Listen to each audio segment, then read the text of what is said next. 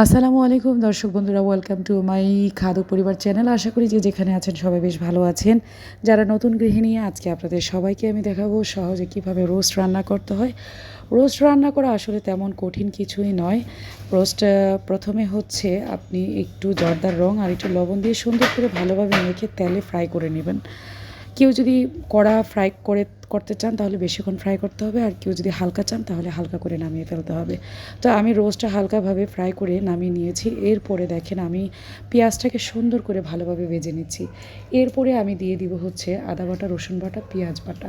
এই যে দেখেন আমি একে একে বাটা মশলাগুলি দিয়ে দিচ্ছি এবং সুন্দর করে নাড়াচাড়া করে নিচ্ছি। পেঁয়াজটা আমার হালকা ব্রাউন কালার হয়ে আসছে এবং দেশি পেঁয়াজ দিয়ে রোস্ট রান্না করলে কিন্তু খেতে বেশ মজা।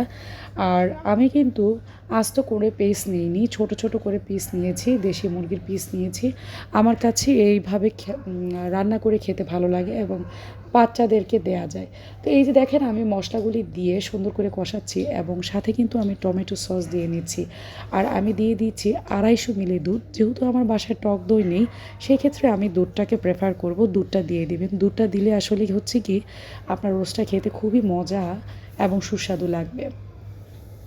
তো আমি কিন্তু কাজু বাদাম, কাঠবাদাম কিছুই দেইনি। এই যে দেখেন এখন আমি সুন্দর করে মশলাটাকে কষাচ্ছি, সুন্দর করে কষাচ্ছি।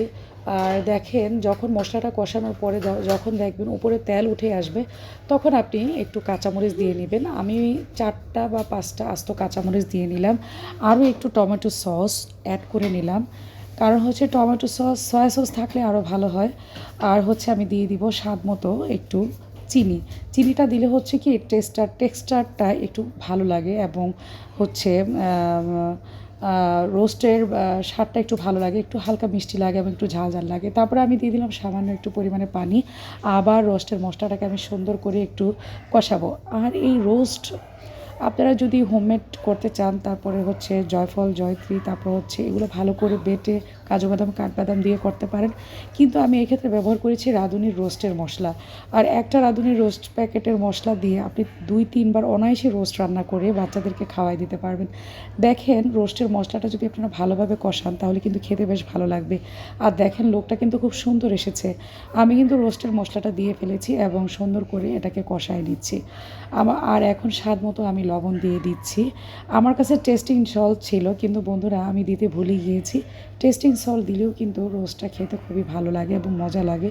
রোস্ট আপনি যেভাবেই রান্না করেন না কেন, পোলাও দিয়ে রোস্ট খেতে কিন্তু বাচ্চারা অনেক পছন্দ করে।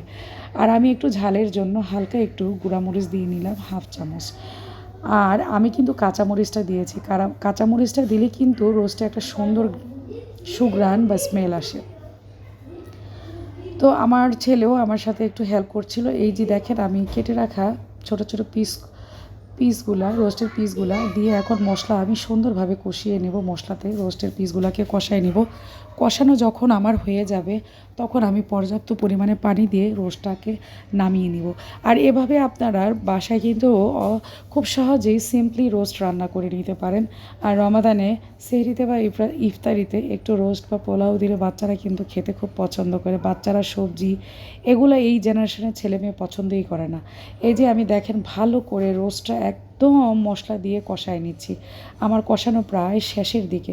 কষানো হয়ে গেলে আমি পর্যাপ্ত পরিমাণে পানি দিয়ে তারপরে ঢেকে দিব। ঢেকে দেওয়ার পরে আমার তৈরি হয়ে যাবে ইনস্ট্যান্ট রোস্ট। আর একটু এই যে পানি আছে, এই যে পানিটা দিয়ে দিলাম। আর সামান্য কিশমিশ দিয়ে দিব। কিশমিশ দিতেও পারেন, ইচ্ছা হলে দিতে পারেন, নাও দিতে পারেন, এটা আপনাদের ইচ্ছা। তবে আমি একটু কিশমিশ দিয়ে নিলাম আজকে। আর রোস্টের সাথে যদি আপনি ঘি ব্যবহার করেন তাহলে তো আরও বেশি মজা হবে। আমার বাসায় ঘি ছিল না, এজন্য আমি ঘি ব্যবহার করিনি। তো এই যে দেখেন রোস্টের উপরে কিন্তু অলরেডি তেল উঠে যাচ্ছে। আমি যতটুকু তেল নিয়েছি রোস্টের পিস ভাজার জন্য, ঠিক ওই তেল দিয়ে রোস্ট ভেজে তারপরে আবার পেঁয়াজ ভেজে রোস্টটা তৈরি করে নিচ্ছি। আর হচ্ছে আমার বাচ্চারা রোস্ট খেতে খুবই পছন্দ করে। এই যে দেখেন রোস্টের লোকটা কি সুন্দর এসেছে। সবাই এভাবে বাসায় রোস্ট রান্না করে খেয়ে দেখবেন। আশা করি আপনাদের ভালো লাগবে। আর আমার ভিডিওটা যার ভালো লাগবে তারা সাবস্ক্রাইব করে দিবেন, লাইকস করবেন, কমেন্টস করবেন এবং শেয়ার করে দিবেন। আর এভাবে বাসায় ছোট বড় গুঁড়া যেই আসে তাকে আপ্যায়ন করে খাওয়াবেন। আল্লাহ হাফেজ। আসসালামু আলাইকুম।